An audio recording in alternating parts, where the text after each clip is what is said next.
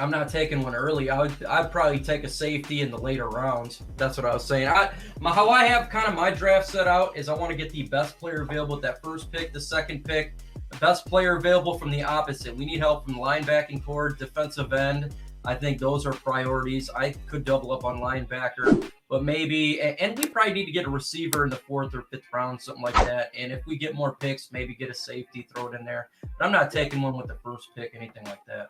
Yeah. Panel, with Campbell, you have that V12 motor roaring now. Offensive coordinator, defensive coordinator will crank shafts. Who would you like the offensive coordinator, and do you like the defensive coordinator hire? Trox, do you like the defensive coordinator hire? We got him. I love it. I love it. I love it for a multiple of ways. For one, he kind of knows what Dan Campbell likes. He kind of knows that mindset that he's trying to bring, that everybody's going to come together and make decisions collectively, not as I want my guy or you get your guy or this, that, the other. It's going to be, hey, let's go get guys for Dan Campbell to be successful. It's going to be that one voice, and that one voice definitely helps instead of like, last year you heard about the situation with Jeff Okudah and Derek Brown. One person wanted Derek Brown, the other person wanted Jeff Okudah. It's I want my guy, you get your guy, and that's never going to work. But if it's one voice, usually that works out because, hey, now if that fails, it's the whole organization's fault, not just one guy.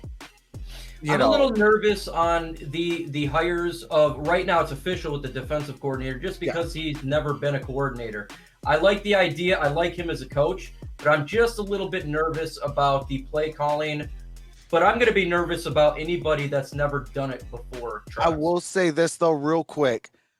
Terrell Austin never had he did phenomenally well. That's why I'm not gonna, I'll give him the benefit of the doubt, at least for 3 years. I'm gonna support him, but I'm still nervous about it. No doubt about it. Yep. When it comes to offensive coordinator, it's not 100% sure, but if they're gonna go with the quarterback's coach from the Baltimore Ravens, is he going to bring that philosophy of dual threat quarterback? Because if that's the case, then we're going to go to this next question. What do you guys feel like they're going to do at quarterback in this draft? This is a big mystery to me. Personally, I think if a Trey Lance or a Zach Wilson's available, I'm going to take that guy at that 7th pick. I'm not sure what they're going to do. I mean, this is generally I can have an idea, but if they get that offensive coordinator, I think you could really look at the quarterback. But if they don't, maybe they go like a Micah Parsons in this draft, Antonio Hightower. Are they going to draft a quarterback in this draft? I'd hope so. I mean, the biggest need is going to be quarterback. That's going to be the best quarterback draft we've seen in a very long time. Just take advantage of it. If any of the top 4 QBs are there, then you take them. Now, if any of them aren't there, then you trade back. But I would, if any of the top 4 quarterbacks, I don't care if it's Trey Lance, Fields, Wilson, or Lawrence, which 3 of them guys are not going to be there.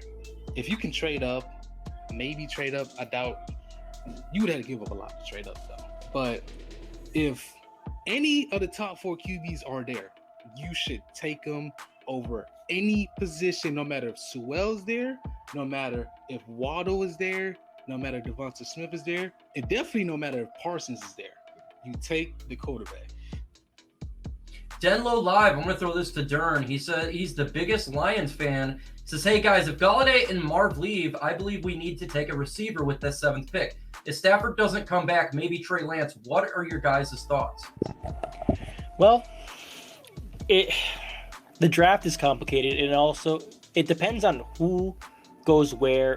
You usually need to take the best player available. But if you want a wide receiver in the 1st round, it's probably best if you trade back from the 7th position for a team that wants a quarterback. Say if a Trey Lance is there, like San Francisco, Denver, get an extra 2nd round pick, maybe 4th or 5th with it, right? And then maybe a Waddle falls to you, or there are other guys like a Bateman. Bateman's going to be crazy. But in this draft, it's very comparable to last year. So you can get a stud third round if you wanted to, second round if you wanted to.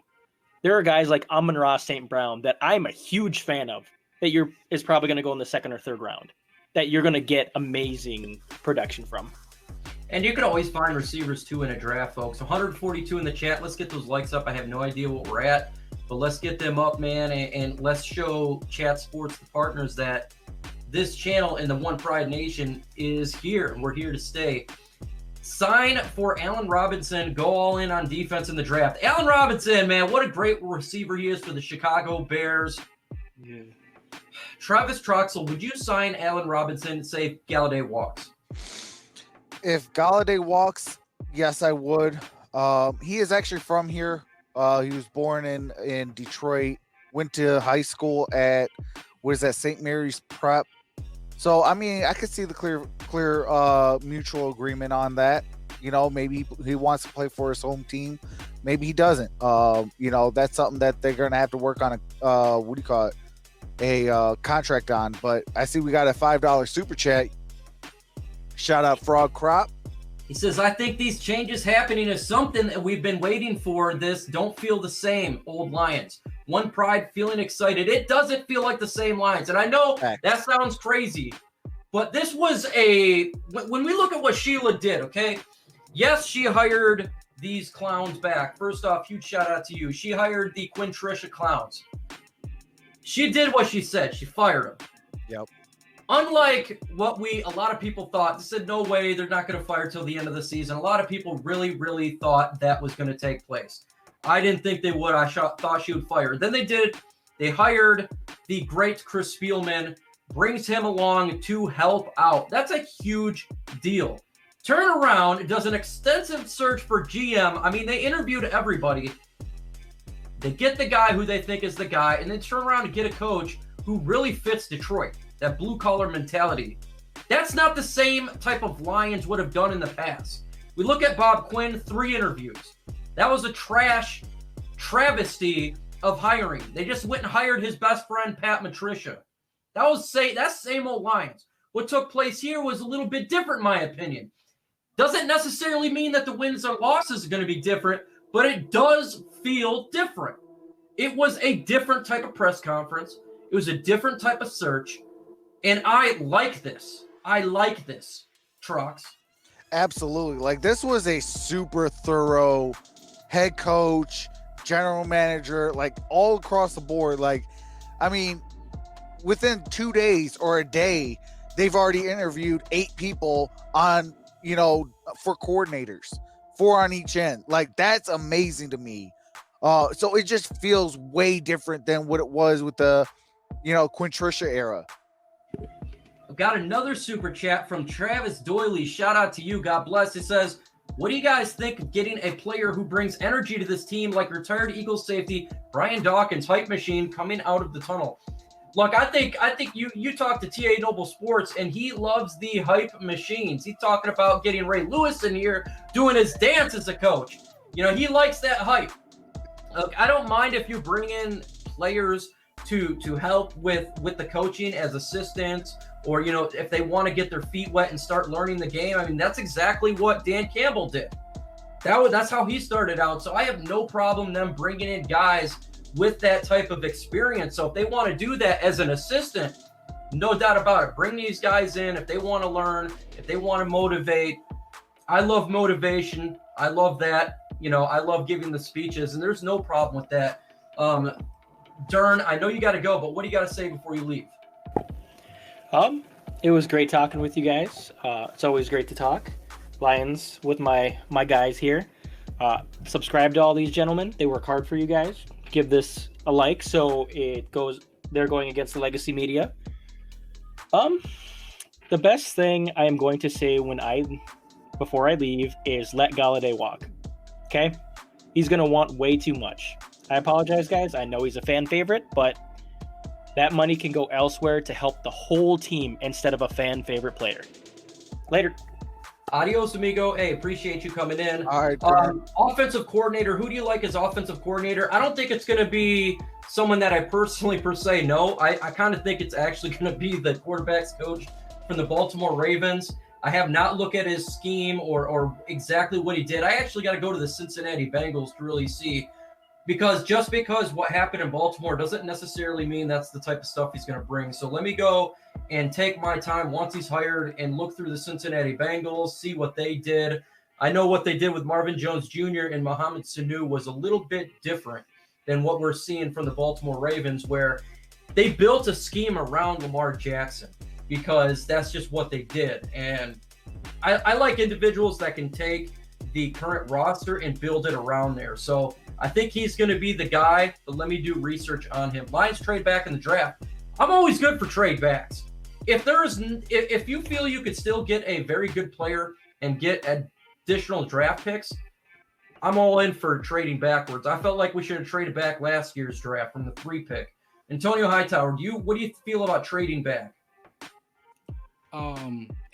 If none of the top 4 QBs are there, yeah, definitely trade it back. I don't know who's trying to trade up if none of the top 4 QBs are there, but if Lance, Wilson, Trevor, or Fields, if all of them are gone, trade back. And I see Denlow Live is very similar to the question of Brandon Kinner, and he says, what do you think about taking Micah Parsons with the 7th pick? I love Micah Parsons. Anyone knows? Take it. I love Micah Parsons. To me, he's my favorite non-quarterback in this year's draft that we can get. I love Penei Sewell. To me, Penei Sewell is a fantastic player, but we don't have a chance to get him. I do love Micah Parsons, but with now not being able to see what's taken at the combine, I'm frustrated with this, and he has had a year off. It worries me. And I'm not sold of taking somebody specifically at 7, depending if we can trade back. All this is on the table, but if they took Micah Parsons, I'm not going to complain because I think he's a solid player.